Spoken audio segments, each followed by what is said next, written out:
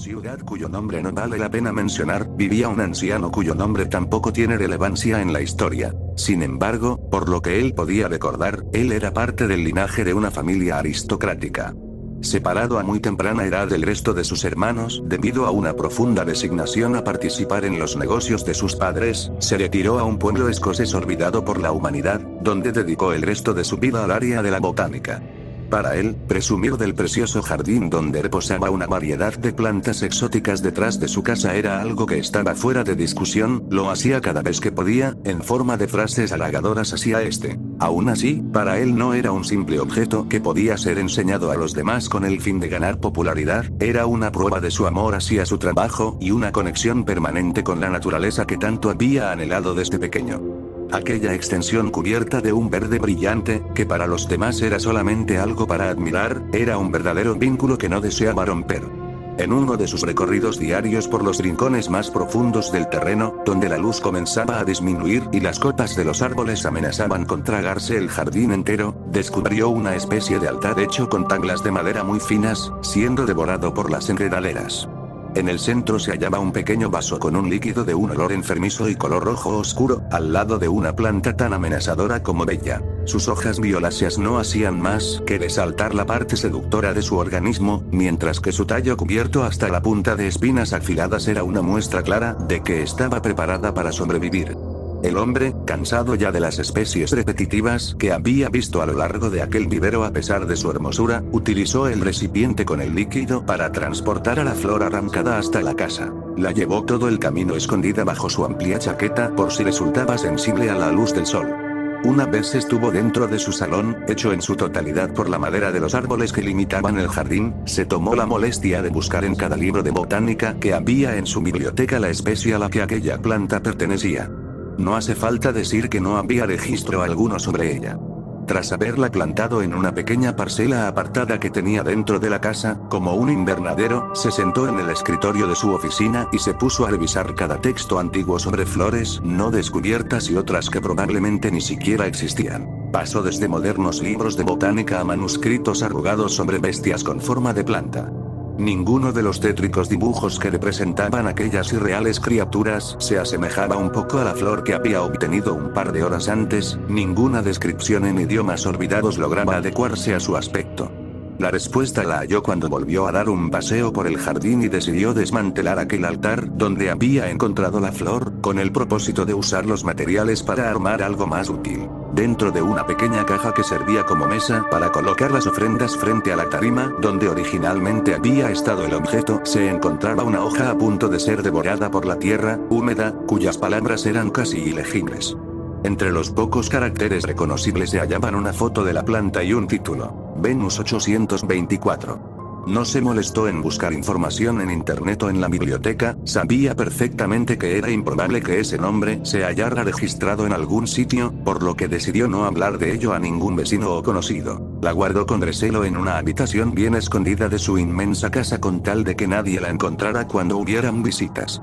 Pudo ver con el paso de las semanas el crecimiento casi exagerado de la planta, cómo su tallo se volvía tan fuerte como la madera de roble, cómo sus delicados pétalos se convertían en hojas gigantes y amenazantes. Sin embargo, al mismo ritmo que parecía madurar sin control, notó que estaba comenzando a languidecer. Sus pétalos, que originalmente habían sido de un agradable color carne, habían comenzado a tornarse de un gris oscuro y a perder fuerza, cayendo poco a poco o secándose. El tallo, que había crecido grueso, con un color verde brillante, se pudría por sí solo. El cambio en la planta había sido exagerado, algo que no podía suceder en solo unas pocas semanas. El anciano, desesperado por encontrar algún tipo de ayuda con la que rescatar a su querida flor, recurrió finalmente al lugar donde menos quería buscar: la biblioteca del pueblo. Muy a su pesar, estaba consciente de que allí debía de haber más información sobre botánica que en la suya propia, pero la simple idea de tener que conversar con los vecinos que anduvieran por allí o la misma bibliotecaria le desagradaba. Tomó el abrigo más pesado y oscuro que encontró junto a la puerta, salió y se dirigió al renovado edificio de la biblioteca. No tardó mucho en llegar a pie, el aire fresco que había sentido cuando caminaba por la calle le resultó refrescante, pero al cruzar la puerta de vidrio la atmósfera se transformó. El dulce aroma de la comida hecha por la tarde y la alegría de los pájaros al cantar fueron reemplazados por el silencio sepulcral del vestíbulo y un olor inconfundible a papel. Eso bastó para que el mal humor del hombre regresara, y sus ojos cargados de ira debido a la falta de sueño cayeran poco a poco hasta quedar entreabiertos. La mujer que se encargaba de supervisar a los visitantes se hallaba detrás de su escritorio, como de costumbre, leyendo algún chisme que encontraba en las revistas pasadas de moda que había por allí. El ambiente era enfermizo. El viejo señaló a cada cartel pegado a las inmensas estanterías, buscando alguno que le indicara la sección de botánica.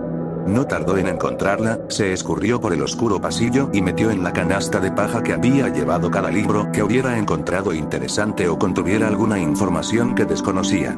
La bibliotecaria, sumida en su propio universo asqueroso de revistas antiguas, no se molestó en fijarse si el anciano se había llevado algo o no.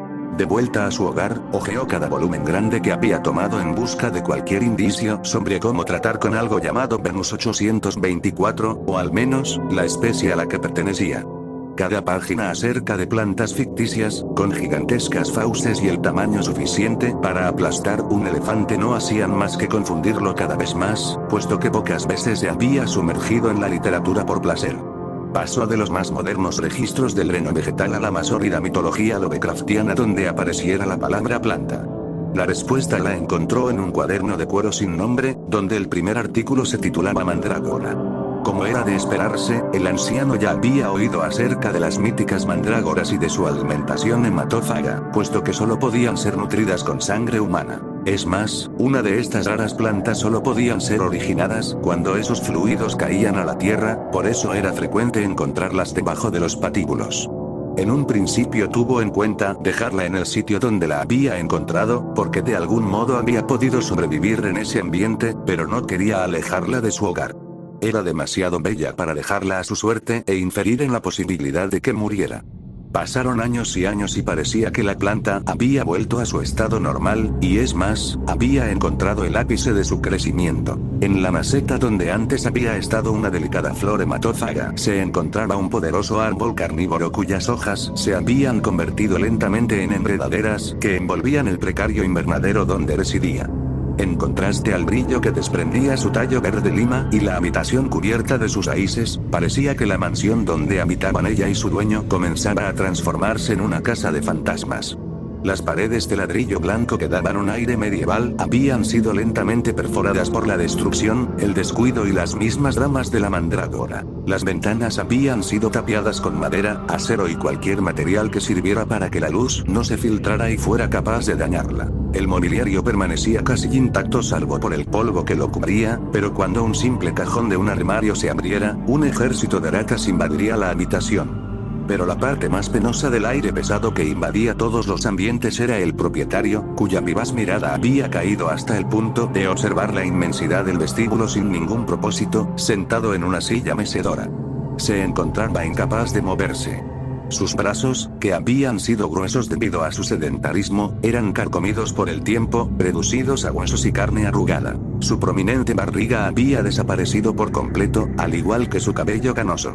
Un tentáculo viscoso de color violáceo se acercó con movimientos seductores hacia el hombre, se introdujo en su brazo y comenzó a absorber los nutrientes que necesitaba. El viejo comenzó a resoplar, intentó decir algo con un hilo de voz, pero le fue imposible. ¿Me seguirás manteniendo, no es así, querido? Estaba consciente de que cuidarla podía ser perjudicial para su propia salud, pero, ¿qué hacer sino, más que cuidar aquella preciosa planta?